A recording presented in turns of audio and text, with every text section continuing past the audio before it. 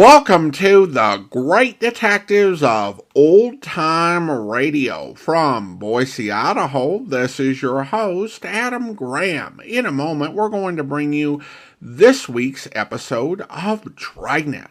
But first, I do want to let you know that today's program is brought to you in part by the financial support of our listeners. You can support the show on a one-time basis by mailing a donation to Adam Graham, P.O. Box 15913. That's P.O. Box 15913, Boise, Idaho 83715. And you can support the show on a one-time basis by becoming one of our ongoing Patreon supporters for as little as $2 per month at patreon.greatdetectives.net.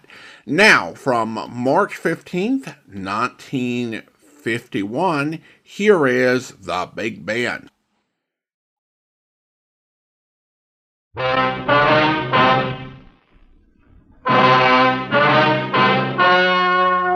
story you are about to hear is true. Only the names have been changed to protect the innocent.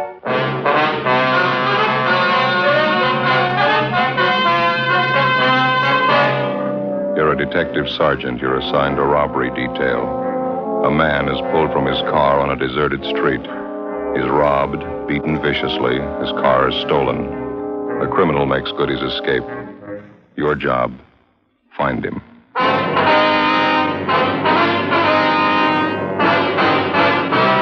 Dragnet, the documented drama of an actual crime. For the next 30 minutes, in cooperation with the Los Angeles Police Department, you will travel step by step on the side of the law through an actual case transcribed from official police files. From beginning to end, from crime to punishment, Dragnet is the story of your police force in action. It was Monday, July 9th. It was warm in Los Angeles. We were working the day watch out of robbery detail. My partner's Ben Romero. The boss is Thad Brown, chief of detectives. My name's Friday. It was 9:55 a.m. when we got to the Stacy Hollywood department store. Personnel department.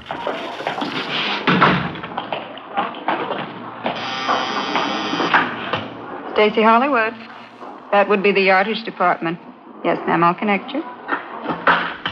Yes, sir, can I help you? Police officer. Yes, sir. I'd like to speak to one of your employees, Harvey Kimbrough. Just a moment, I'll page him for you. You got a match? Yeah. I hear you. Thank you. When I was a kid, I never could figure out what that was. What's that? The auto call system. To call employees to the phone. Rings all over the store, you know. Yeah, I know. Office.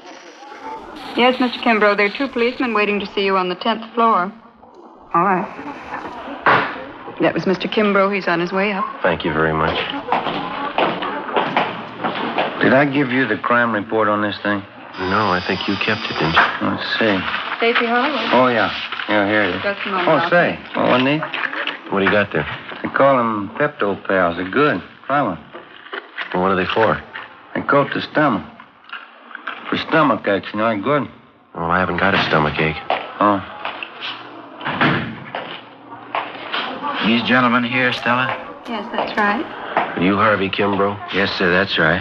I sure appreciate you people coming over here. I don't like to take time off from work. It makes it tough on my partners, Clive and Warren. Yes, we understand. Janitor work in a big store like this keeps you hopping. Beauty salon. You haven't got any idea who the hold-up men are yet, have you? No, sir, we haven't. We'd like to get a little more information on what happened if we can. Did you talk to the two officers in the police car? Well, yes, we did, but it's customary for us to make a follow-up for any additional information. You fellas are plain clothesmen, is that it? Yeah, we're from Central Robbery. Oh, I see. Well, I never knew I'd get this much service. Yes, sir. I wonder if we might step outside the office here. I don't imagine you want to discuss your personal business here in the office. That's very considerate of you. Thank you. Fine. Go ahead. I wonder if you'd mind going over it again for us, Mr. Kimbrough. Maybe something you didn't think of when the other officers talked to you. I believe I told them everything. I was on my way into work this morning about 5 a.m. You live out in Alhambra? Yes, sir, that's right. I take the freeway in. It was on Commercial Street that you were held up? That's right, Commercial, right near Alameda, almost to the corner. Where they're tearing those buildings down, man flagged me down. Looked like his car was stalled. Yes, sir. Always make it a habit to stop when I see somebody in trouble. I know how it is that time of the morning. No gas stations open. Figured maybe the fellow needed a shove or something. So you stopped to give him a hand, is that right? That's what I had in mind. I'd no more stopped the car, and he came over, he pointed a gun at me and told me to get out. What'd you do? Well, I asked the fellow, what did he want? I told him I didn't have any money. Told him I was on my way into work. What did he say to that? Didn't say anything. He just opened the car door, grabbed me by the arm, and pulled me out. I wasn't prepared for it, and I kind of fell out onto the street. Yeah. I still didn't know what he was after. Thought at first he might have been crazy. He was going to kill me. Well, why'd you think he was going to kill you? Did he threaten you? No, but the gun and all, and the way he pulled me out of the car, I just couldn't make it out. I see. Would you go on, please? Well, he took my wallet from me, all the money I had, $14. And then he said, don't bother to get up and stay right there for 5 minutes after I leave. And then he bent down and he hit me in the face. What did he hit you with? With his fist. Hit me right here in the mouth. You can see the cut right inside my lip here. Yeah. You see, it bled pretty heavy. Yeah, it's a nasty cut. Oh, it's better now. The men who came in the ambulance, they put something on it. It'll be all right. Well, did he knock you out when he hit you? No, I saw him get into my car, and then the car parked up ahead took off, and this man who held me up, he followed my car. Mm-hmm. Well, do you have anything more on the description of the hold-up man or his car? No, I think I told the other officers everything I could remember. Would you recognize the man if you saw him again, Mr. Kimbrough? Yes, sir, I think I would. Well, your car is a blue 1948 Dodge sedan, right rear fender damaged. Is that correct? Yes, sir. Any other identifying marks at all? No, sir, that's about the size of it. And the other car looked to you like a late model Chevrolet, is that right? 49 or 50 anyway, two-tone green. Yes, sir, that's what we have. Did you see the license number on that? No, sir, I didn't. This witness who's listed here, Mr. Sidney Ferguson? That was the fellow that stopped and picked me up, brought me into work. Did you talk to him yet? He might be able to help. Well, we're going to see him as soon as we leave you. 800 block on Satakoy. Yes, sir, that's right. Sure hope you get that thief. My car, too. Awful hard to get around Los Angeles without a car. We'll do our best. I was just wondering, Mr. Kimbrough. Yes, sir, what's that? Well, you say that when the man hit you, he didn't knock you out. You weren't unconscious. No, sir, I was not. Well, did you try to locate a phone, call for help? I didn't have to. This Mr. Ferguson pulled up and stopped right away, and then the officers came. Besides, I figured I'd better do what I was told. How's that? I was afraid. I was going to wait 5 minutes. Ben and I left the department store, picked up our car in the parking lot next door, and drove out to the San Fernando Valley, the 800 block on Satakoy Avenue. Sidney Ferguson's home was a typical valley residence, one-story farmhouse style. Round back through the gate there down the driveway. This way, I guess, huh? Yeah.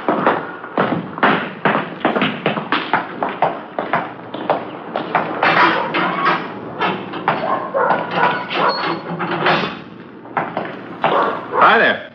This is the Ferguson house. Yes, sir. We're looking for Sidney Ferguson. Surely, I'm Sidney Ferguson. Police officers, Mr. Ferguson. About that holdup this morning out on Commercial Street. Yes, sir, that's right. This is Sergeant Romero. My name's Friday. Happy New Year. Excuse my wet hand. Been cleaning out my tanks. Yes, sir.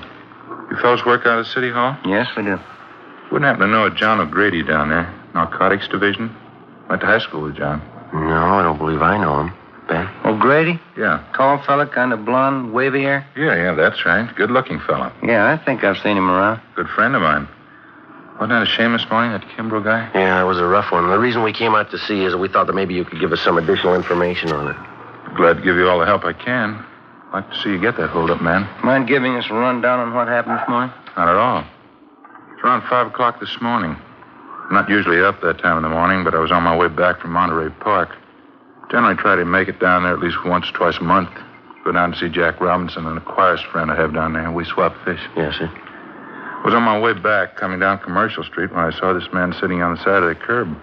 Looked like he was hurt to me. I see. Wouldn't have noticed it, probably. It was pretty dark, but those two cars pulled out, one right after the other. Seemed to be in a big hurry. You pulled up to give Kimbrough a hand? Yes, I did. Of course, when I got close enough, I could see the guy had been kicked in the teeth.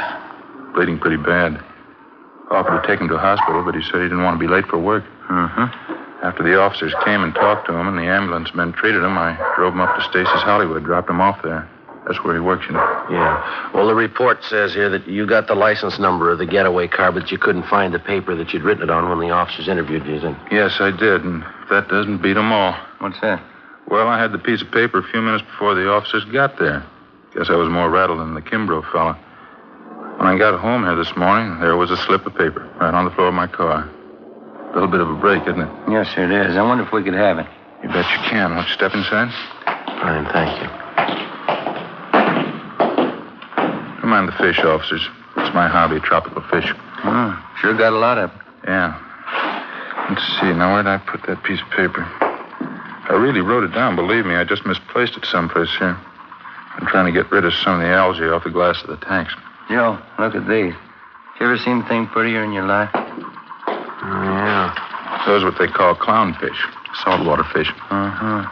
Do you keep all tropical fish in salt water? Oh, no. Most of them are freshwater. That is, ones that breed good in captivity. Where do you get all these fish? Catch them? Oh, no. A place called Aquarium Stock Company out on Beverly. Uh-huh.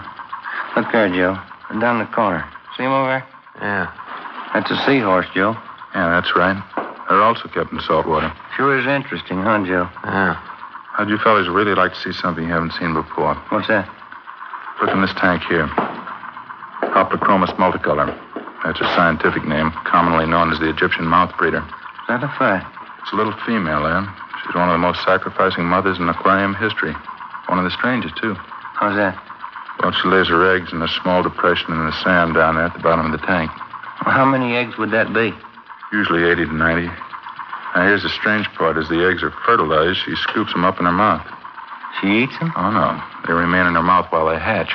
Well, how long does that take? Over 14 days. Well, how does she eat? That's just it. She doesn't. She doesn't touch food in any form for this 2-week period. Seems to just waste away. And what happens then? Finally, the eggs hatch after 14 days, and the little fry comes swimming out of the mother's mouth. Yeah. And while the fry are growing up, first you know, you can hardly see them. They're so tiny. While they're growing up, if anything frightens them, quick as a flash, they're back in the mother's mouth. Well, that's certainly amazing. Joe? Yeah. Optochromis multicolor, commonly known as the Egyptian mouth breeder. Is that as big as they ever get? Yes, sir. 1 inch to 1.5 inches. It's hard to believe. The bedders are almost as strange. The male builds a bubble nest on the surface of the water. That's these in this tank. Oh, here's that paper. Hmm? The one I wrote the license number on. Oh, that's fine. I wonder if I could see that, please. Here you are. Thank you. You pretty sure of this number, Mr. Ferguson? Yes, I am. I got a good look at it. Well, thank you very much, sir. Yeah, thank you. Not at all. Wish you could come over and spend a little time. You seem kind of interested in tropical fish. Yeah, well, maybe I'll do that sometime. Bye. Bye. Sir. Thanks very much. That's a good break if this license number checks out, huh? Yeah. That Ferguson's a nice fella. Yeah. Say, Sergeant Romero. Yes, sir? You almost forgot. I meant to ask you. What's that? About 5 weeks from now. Yeah? How'd you like a nice pair of baby Egyptian mouth breeders?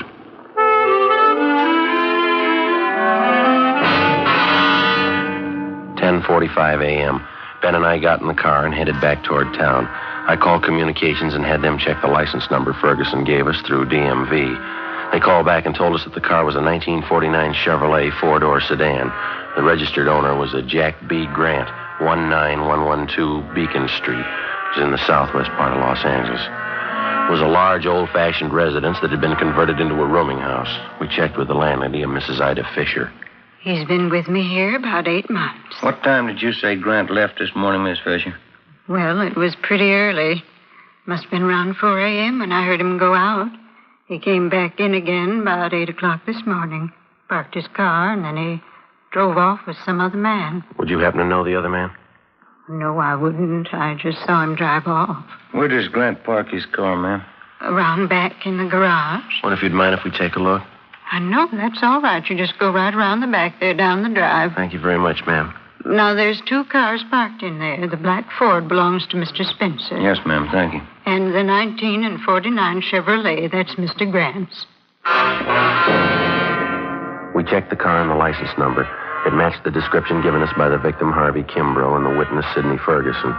Together with Mrs. Fisher, we checked Jack Grant's room. We found nothing of importance. His clothing and personal effects were all there, nothing to indicate that he wouldn't be back. We told the landlady that we were placing the house under surveillance, and if Grant should return, not to say that we'd been there. She agreed and offered further assistance. She said she'd signal us by raising and lowering her front window curtain when Grant returned. We parked down the street, called the office, and advised them we were on stakeout. 2 men were sent out, and they covered the back entrance. Ben and I covered the front.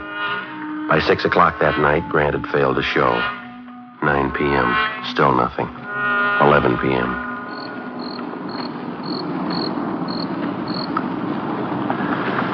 What time did they say that relief team was coming out? Around 11 sometime. Chandler and Ricketts, huh? Yeah, I guess so. Oh, I sure am stiff. Feels like needles all over my body. Been about 12 hours, hasn't it? Yeah. Just like driving up to San Francisco. Wife always makes me drive all the way. When I climb out of that car, I'm as stiff as a board. Car pulling up down the street there. Yeah.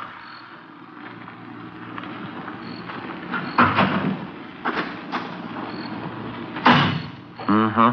That's Ricketts.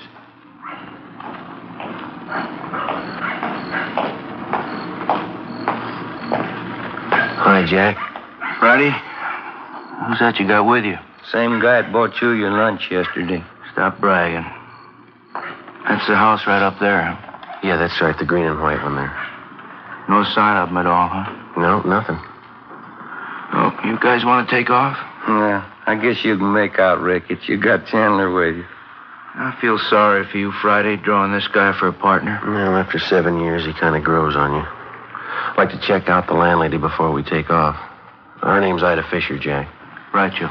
Let's go, Jim. Yeah. See you later, Jack. Say hello to Chandler. Right, Ben. Right. So long. That Ricketts. Sure is a rib staker. Yeah. Front room lights are still on. Guess she's sweating it out with it. Uh-huh. Yes? Who is it? Police officers, Miss Fisher. Who? Sergeant Friday. Oh, yes. Sorry to bother you again, ma'am. Oh, that's all right. I just couldn't see who it was. My porch lights burned out. Yes, ma'am. Mr. Grant still hasn't come in. I wonder if you'd mind if we took another look at his room. I don't see why he hasn't come in. Look out, Ma! Watch it, Joe! Mr. Grant, what are you doing? Mr. Grant! Ricketts, it's Grant, out the back! Right, Joe. Joe, you all right? I didn't know he had a gun. He made me hide him. Made me. Lady, will you call an ambulance? Hurry. Joe.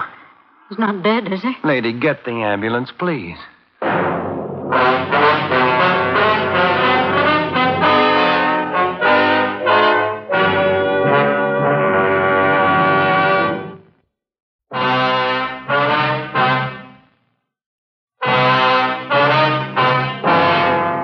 Monday, July 9th, 11:28 p.m. The ambulance arrived and Joe was taken to Georgia Street Receiving Hospital. His condition was critical. Despite the fact that the other men on stakeout at the house had closed in as quickly as possible, Jack Grant somehow succeeded in jumping out a side window and making good his escape through a maze of neighboring backyards. The men at the scene began a search of the immediate area. I called in and communications got out a broadcast on an APB. A special detail of men and cruiser cars was rushed to the scene and a blockade thrown up around the area. I stayed on and worked with Ricketts and Chandler. Under questioning, the landlady, Mrs. Fisher, broke down and admitted that Grant had given her $10 to keep his presence in the house a secret. She told us that when we'd searched the suspect's room earlier, he had hidden in a cellar. She was taken into custody.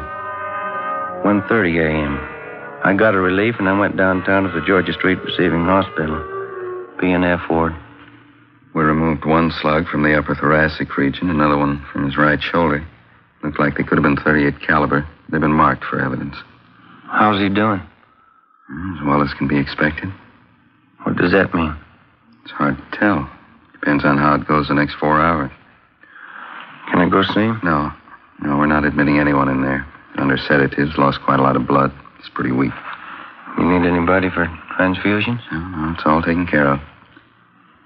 His relatives been notified? Yes, sir. Just his mother. She's visiting relatives up in Renton, Washington. I sent them a wire. They'll break the news to her. Well, that's about all we can do for now. Oh, I wonder if I couldn't sneak in and leave this carton of cigarettes for him. I'm afraid it's going to be some time before Sergeant Friday can use them. Just leave them. I'll have the nurse take care of it. All right, Doctor. Thank you. Is there anything I can get for him? Anything he needs? No. We're doing everything we can for him. You don't think I could just look in for a minute? No, I'm sorry. Must be something I can do. You got a good prayer handy?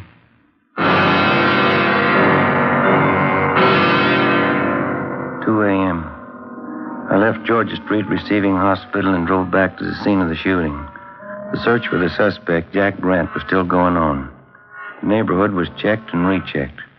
Everything possible was done to find the man who had shot down Sergeant Joe Friday. It's been said that a police department goes all out, doubles its efforts to run down a criminal who attacks a police officer. It's true, but most people aren't aware of the reason. Certain elements would like you to believe that the police officer places the safety of his fellow officers above that of the citizen. This isn't true.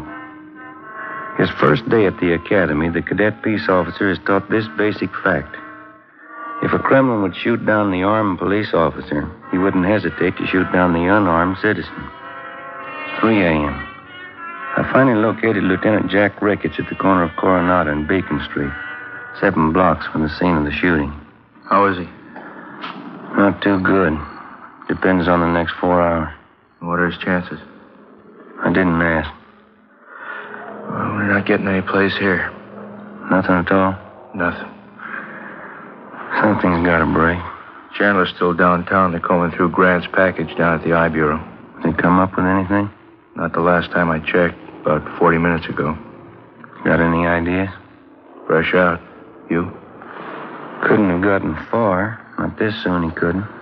Bus depots, train terminals, and airports are all covered. Highway patrol's been alerted. Nothing so far. He's someplace close. He's got to be. I think he's holed up in town, too, but where? Yeah?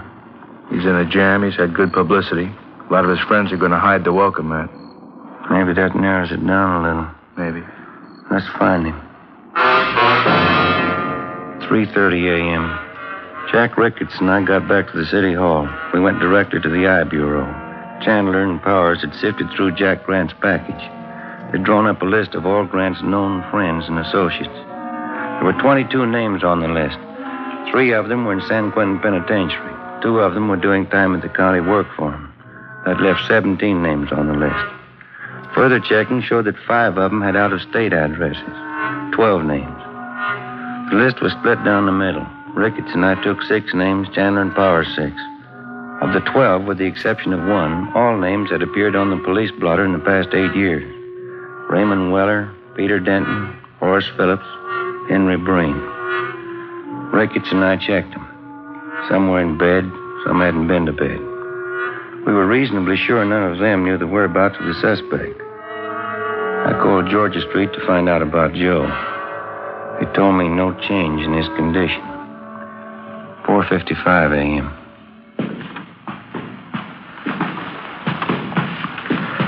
After this one, we get a quick bite to eat, huh? You don't look so good. I'm not hungry. What's this one's name? Anthony Baxter, room 23. This is it.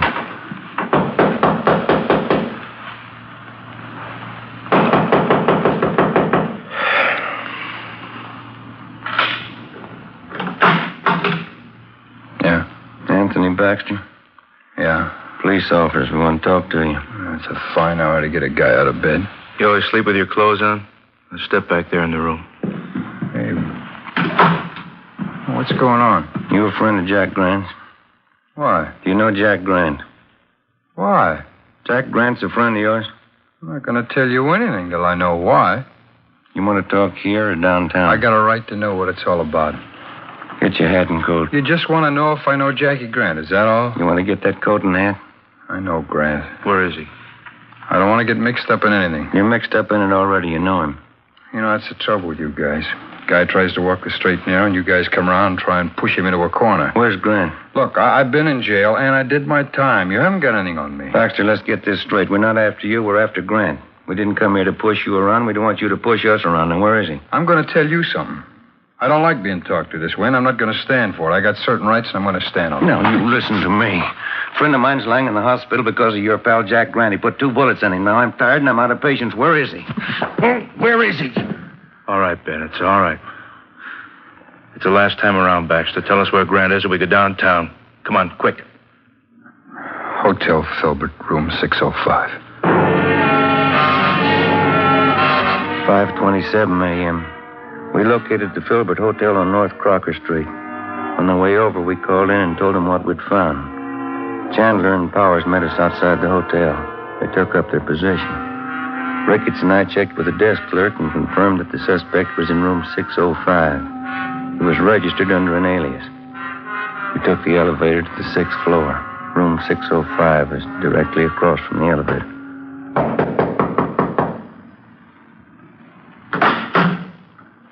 What is it? Police officers. Watch your pants. Now keep your hand out of that pocket, Grant. I wouldn't want to shoot you. 5:42 a.m. Ricketts and Chandler took the suspect into custody. It was 6:03 a.m. when I got to Georgia Street Receiving Hospital, P&F ward. Sergeant, How is he? you can go in. Don't stay too long. Thank you.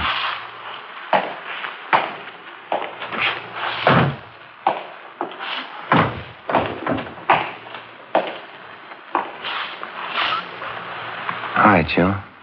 Hi. You look tired. How you feeling? I'll do. How'd it go? We got Grant. You look tired. You been working straight through on it? Yeah. Anything I can get you? No. Guess I better hurry up and get out of here, huh? Why? Well, we still got that stolen car to find.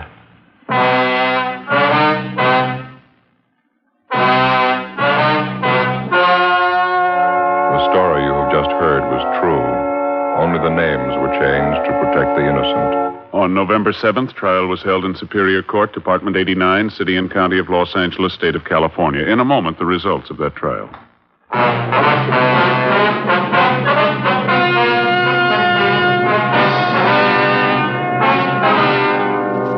Jack Grant was tried and convicted on one count of assault to commit murder. He and his accomplice were convicted on several counts of first-degree robbery.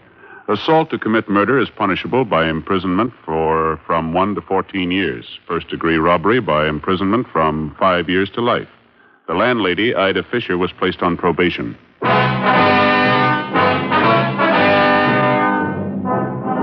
You have just heard Dragnet, a series of authentic cases from official files. Technical advice comes from the Office of Chief of Police W.H. Parker, Los Angeles Police Department. Welcome back.